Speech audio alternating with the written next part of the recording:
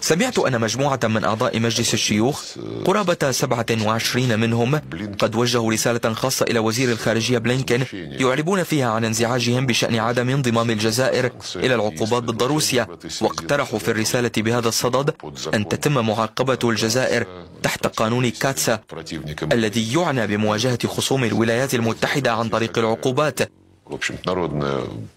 لدينا مقولة شعبية مفادها: هاجمتم الشخص الخطأ.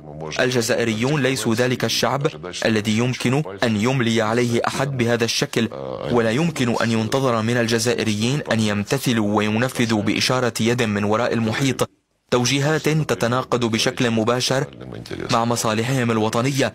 الجزائر مثل غالبية البلدان دولة تحترم نفسها وتاريخها ومصالحها التي على أساسها ترسم سياساتها، وليس على أساس اتفاقات ما أبرمت خلف الكواليس مع الذين يبدو أنهم يعدون أمرا جيدا، ولكنهم في الحقيقة يحاولون تقويض المصالح المشروعة لمن يسمونهم بالشركاء.